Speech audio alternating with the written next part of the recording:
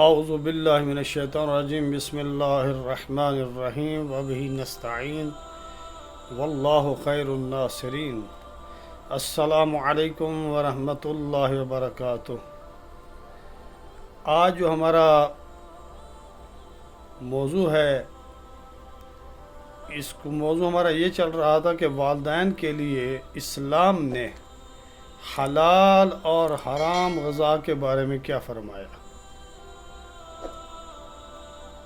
کہ والدین جو غذا حلال اگر استعمال کریں اس سے فائدہ اٹھائیں، اور اگر حرام استعمال کریں گے تو اس کے نقصانات کیا ہیں، اور اگر غذا ان کی حلال ہوگی، پاک اور پاکیزہ ہوگی، تو اس کے فوائد اور اس کے اثرات کیا ہیں جو اپنے بچوں پر چھوڑتے ہیں۔ قرآن کریم میں پروردگار ارشاد فرما رہا ہے، فَقُلُوا مِمَّا رَزَقَكُمُ اللَّهُ حَلَالًا طَيِّبًا وَاشْكُرُوا نِعْمَةَ اللَّهِ إِن كُنتُمْ إِيَّاهُ تَعْبُدُونَ۔ پس تم مومنین کیا کرو، کھاؤ اور پیو اللہ کے دیے ہوئے رزق کے پاک اور پاکیزہ میں سے، کھاؤ اسے۔ یعنی پروردگار نے انسان کے لیے پاک اور پاکیزہ غذا فراہم کی ہے، تو یہاں پر مومنین کو حکم دیا جا رہا ہے کہ اللہ کے دیے ہوئے رزق حلال میں سے، پاکیزہ میں سے، پاک میں سے کھائیں، استفادہ کریں، اور اس کے ساتھ ساتھ جو اللہ نے نعمت عطا کی ہے، اس پاکیزہ اور طیب غذا جیسی، خوراک جیسی نعمت، اس کے بدلے میں پروردگار کا شکر ادا کرو۔ ان کنتم ایہ تعبدون، اگر تم اللہ کی عبادت کرتے ہو تو۔ یہاں پہ ان والدین کے لیے ہے جو والدین، چاہے والد ہو یا والدہ ہو، جو بھی گھر کے سرپرست ہیں، انہیں حلال اور طیب غذا سے استفادہ کرنا چاہیے، اس سے کھانا چاہیے، اور لقمہ حلال ہو، اپنی محنت سے، مزدوری سے اس کو استعمال کرنا چاہیے، اور اس عظیم نعمت کے بدلے میں پروردگار کا شکر ادا کرنا چاہیے کہ پروردگار نے کیسی بہترین اچھی غذا فراہم کی ہے۔ آپ پھلوں کی طرف دیکھیں، اس کی طرف نگاہ کریں، کیسے لذیذ، مزیدار، کیسے بہترین، کیسے اچھے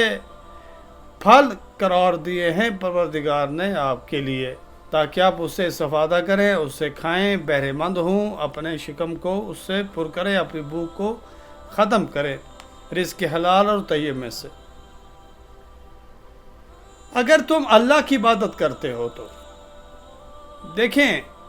اگر انسان رزق حلال میں سے استفادہ کرے گا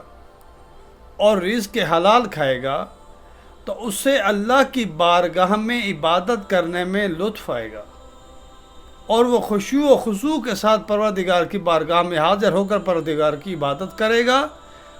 اور اس سے بہت لذت ہے کہ اس کا دل لگ جائے گا نماز سے،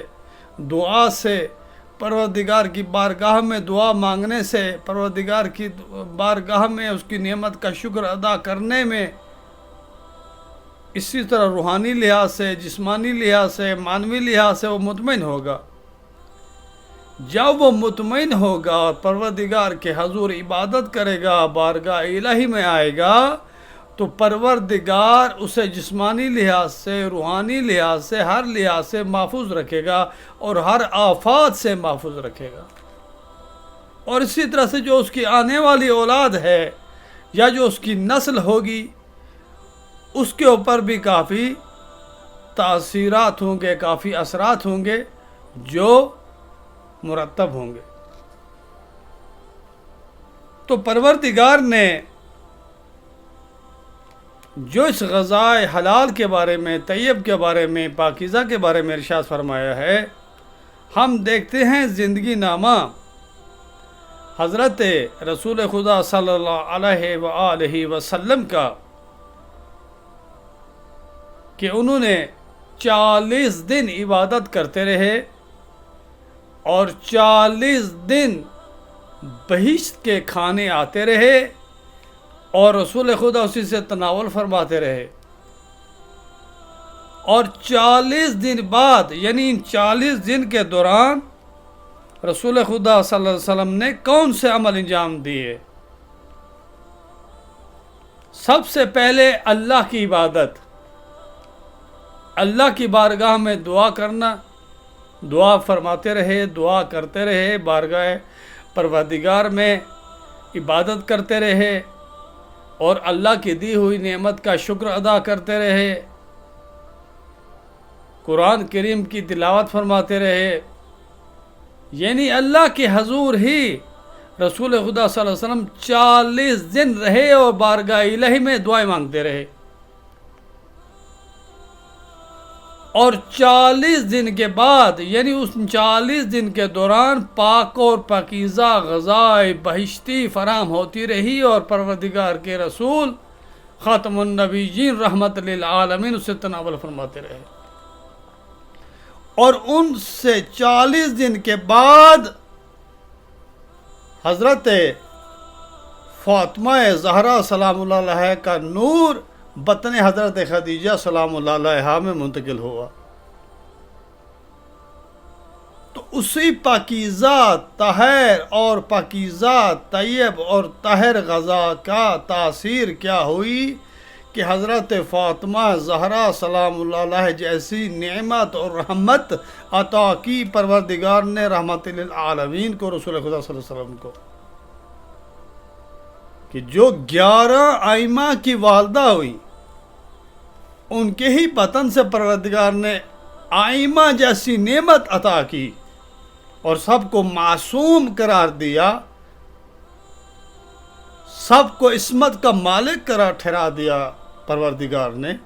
انہیں عصمت عطا کر دی۔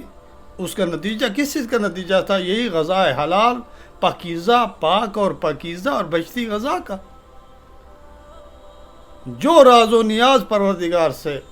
رسول خدا صلی اللہ علیہ وسلم کرتے رہے اور بارگاہ الہی میں 40 دن تک عبادت کی۔ ویسے تو رسول خدا صلی اللہ علیہ وسلم پوری زندگی جو انہوں نے گزاری عبادت میں گزاری، پروردگار سے راز و نیاز، عبادت، لیکن یہ خصوصی ایام تھے کہ ان میں نور منتقل ہونا تھا حضرت فاطمہ زہرا سلام اللہ علیہا کا، جو جنت کی عورتوں کی سردار ہیں، جو ائمہ کی ماں ہیں،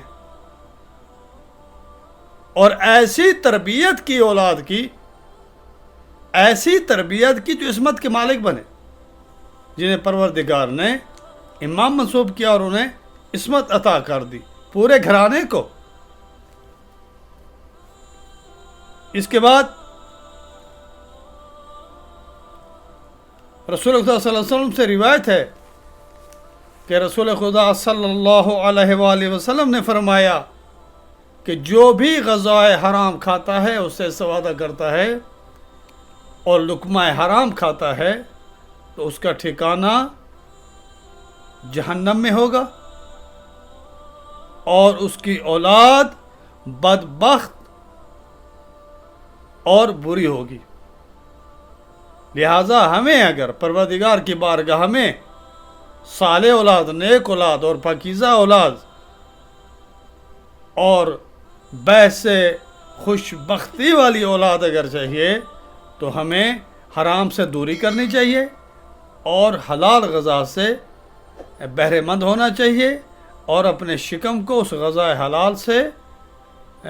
جو نا بھرنا چاہیے اور خدا کی نعمت کا شکر ادا کرنا چاہیے۔ والسلام علیکم ورحمۃ اللہ وبرکاتہ۔